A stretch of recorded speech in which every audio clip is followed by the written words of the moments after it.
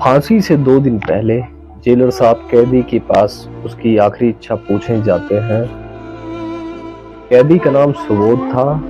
Jailer साहब सुबोध से पूछते हैं कि तुम्हारी आखिरी इच्छा क्या है। सुबोध थोड़ी देर चुप रहता है। जेलर साहब दोबारा पूछते हैं कि बताओ तुम्हारी आखिरी इच्छा क्या है। फिर सुबोध जेलर साहब से कहता है कि साहब आप मेरी आखिरी इच्छा पूरी कर दो। मेरी आखिरी इच्छा ये है कि मैं मरने से पहले अपनी पत्नी के साथ आखिरी रात बिताना चाहता हूँ, उसके साथ सोना चाहता हूँ। सुबोध की बात सुनकर जेलर साहब हैरान हो जाते हैं, परेशान हो जाते हैं और सोच में पड़ जाते हैं कि मैंने अपने 20 साल के पीरियड में पहली बार देखा है कि वो कैदी जिसको 2 दिन बाद फंदे से झूलना है और वो पत्नी के साथ रात बिताना चाहता है, उसके साथ सोना चाहता है, लेकिन आखिरी इच्छा है सोचकर जेलर साहब तैयार हो जाते हैं और सुबोध की पत्नी को खबर कर दी जाती है कि तुम्हारा पति चाहता है कि आप उसकी आखिरी इच्छा को पूरी कर दो। जी हाँ, जब मैं आपको इस कहानी को बताऊंगा तो आपकी रूह भी कांप उठेगी। ये कहानी यूपी के अलीगढ़ की है, जहाँ पर 2 दोस्त होते हैं। एक का नाम सुबोध होता है और एक का नाम प्रमोद होता है। दोनों दोस्त एक साथ पढ़ते हैं, लिखते हैं, खाते हैं, पीते हैं और धीरे धीरे करके एक साथ बड़े हो जाते हैं। फिर दोनों दोस्त एक ही कंपनी में नौकरी करने लगते हैं। इसी बीच उस कंपनी में एक लड़की होती है जिसका नाम होता है वंदना। वंदना को सुबोध से प्यार हो जाता है और उसे अपना दिल दे बैठती है। दोनों का, सुबोध का और वंदना का, घूमना फिरना, खाना पीना शुरू हो जाता है और सुबोध कंपनी में टिफिन ले जाता है। उसका टिफिन वंदना खा लेती है और वंदना का टिफिन सुबोध भी खा लेता था। दोनों की दोस्ती इस हद तक आगे बढ़ चुकी थी कि अब औरों को भी नजर आने लगा था। सुबोध का जो दोस्त होता है प्रमोद कहता है कि दोस्त, मैं चाहता हूं कि मेरी भी दोस्ती उस लड़की वंदना से हो जाए। वो कहते हैं ना कि कोई भी अपनी गर्लफ्रेंड को किसी से शेयर नहीं करना चाहता। सब कुछ शेयर कर दूंगा लेकिन गर्लफ्रेंड शेयर नहीं करूंगा। ऐसे लोगों का मानना होता है कि गर्लफ्रेंड वो हमारी है तो हम आपकी उससे बात नहीं कराएंगे। सुबोध साफ साफ प्रमोद को मना कर देता है और कहता है कि हम उस लड़की से तुम्हारी दोस्ती नहीं कराएंगे। इस बात से प्रमोद कहीं ना कहीं नाराज हो जाता है और सुबोध से जलने लगता है। एक दिन मौका पाकर प्रमोद उस लड़की से जबरन करता है और उस लड़की की गला दबाकर हत्या भी कर देता है और फिर सुबोध के बेड पर जाकर लिटा देता है और वहां से फरार हो जाता है और इस बात की सूचना खुद पुलिस को देता है कि एक लड़की की डेड बॉडी पड़ी हुई है।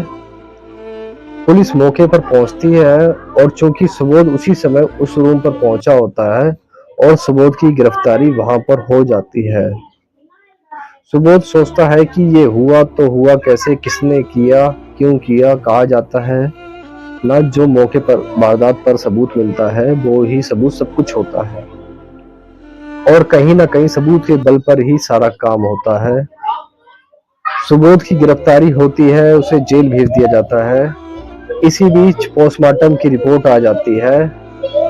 उस रिपोर्ट में साफ लिखा होता है कि इस लड़की के साथ दुष्कर्म हुआ है और निर्मम तरीके से हत्या की गई है।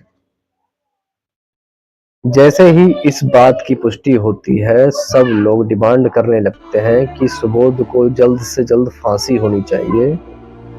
और दोस्तों, होता भी वही है कि सबूत होने की वजह से सुबोध को फांसी की सजा दी जाती है। आज एक बार फिर से निर्दोष को दोषी बनाया जाता है।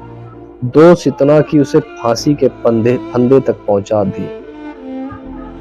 परसों उसे फांसी होनी होती है। जेलर साहब उसके पास जाते हैं और कहते हैं सुबोध, तुम्हें परसों फांसी होनी है, तुम्हारी आखिरी इच्छा क्या है, अंतिम इच्छा क्या है तुम्हारी, हमें बताओ। फांसी होने से पहले संविधान फांसी होने से पूर्व संविधान कहता है कि जिसे फांसी होनी है उससे उसकी आखिरी इच्छा पूछी जाए। उसी कानून का मैं पालन करना चाहता हूँ, इसलिए मैं तुमसे तुम्हारी आखिरी इच्छा पूछने आया हूँ कि तुम्हारी आखिरी इच्छा क्या है। सुबोध कुछ देर चुप रहता है और कहता है कि साहब, आप मेरी अंतिम इच्छा पूरी कर दें। जेलर साहब कहते हैं कि सबकी आखिरी इच्छा पूरी होती है, तुम्हारी भी जरूर पूरी होगी। सुबोध कहता है कि साहब, मेरी आखिरी इच्छा तो यह है कि मैं अंतिम रात अपनी पत्नी के साथ बिताऊं, उसके साथ सोना चाहता हूं। और जेलर साहब उसकी बात सुनकर सोच में पड़ जाते हैं कि जिसे फांसी होनी है उसकी अंतिम इच्छा अपनी पत्नी के साथ सोने की है। खैर, जेलर साहब उसे कहते हैं कि ठीक है, मैं तुम्हारी पत्नी के पास खबर भिजवा देता हूँ। जैसे ही खबर सुबोध की पत्नी तक पहुंचती है, उसकी पत्नी सोचती है चलो कोई बात नहीं, है तो मेरा पति ही, चाहे वो दोषी हो या निर्दोष, कानून तो उसे दोषी मान ही चुका है और कहीं ना कहीं वो जरूर इन्वॉल्व भी होगा इस मामले में, तभी कानून उसे दोषी मान चुका है। तो उसकी पत्नी कहती है चलते हैं, पति की इच्छा है कि मैं उसके साथ रात बिताऊं। ये बात सोचकर पत्नी जेल तक पहुंच जाती है। इधर जेलर साहब सारी व्यवस्था करके रखते हैं।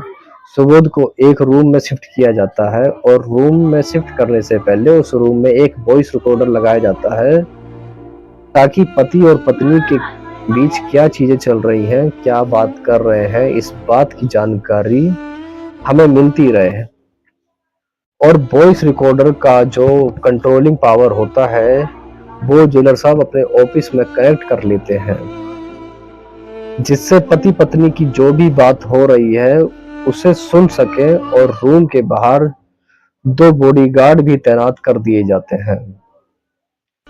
पत्नी जैसे ही अपने पति के पास जाती है, पति को देखकर रोना शुरू कर देती है। पत्नी को रोता देख पति भी रोना शुरू कर देता है और दोनों काफी देर तक रोते रहते हैं। रोने का सिलसिला जब खत्म होता है तो पत्नी पूछती है कि तुमने ऐसा क्यों किया, आखिर हमारे प्यार में ऐसी क्या कमी रह गई थी जो तुमने ये काम किया, और अगर किसी से प्यार भी किया है तो उसे मार क्यों दिया। ये सुनकर उसका पति सुबोध बोलना शुरू करता है कि जो तुम बोल रही हो या जिस अपराध के लिए मुझे कानून ने फांसी की सजा सुनाई है, मैं उसका दोषी बिल्कुल भी नहीं हूँ। मैंने वैसा कुछ भी नहीं किया है। ये भारत का कानून है, साक्ष्य और सबूत के बल पर कहीं ना कहीं किसी को सजा सुनाता है। इस बात का जो भी सबूत है वो हमारे अगेंस्ट मिला है, इसलिए हमें फांसी की सजा सुनाई गई है। फिर उसकी पत्नी पूछती है तो फिर क्या बात है सुबोध। तो सुबोध बोलना शुरू करता है कि मैं और मेरा एक दोस्त प्रमोद जिस कंपनी में काम कर रहे थे, उस कंपनी में एक लड़की भी थी जिसका नाम वंदना था। वो मेरी दोस्त बन चुकी थी। टिफिन हम लोग कभी कभी शेयर करके भी खा लिया करते थे। बस हम दोनों के बीच इतना ही था। इस पर पत्नी पूछती है फिर क्या हुआ। इसके बाद वंदना हमसे बोलती है कि हम तुम्हारे रूम में आना चाहते हैं, खाना नाश्ता करना चाहते हैं। उसकी बात से हम उसको मना नहीं कर पाए। उस बीच प्रमोद भी रूम पर ही था और हम सब्जी लेने गए थे बाजार में। प्रमोद ने उसके साथ क्या किया नहीं किया इस बात की मुझे कोई जानकारी नहीं है, लेकिन जब मैं सब्जी लेकर वापस अपने रूम पर पहुंचता हूं तो वंदना का मृत शरीर हमारे बेड पर पड़ा हुआ था और वहां से प्रमोद फरार रहता है।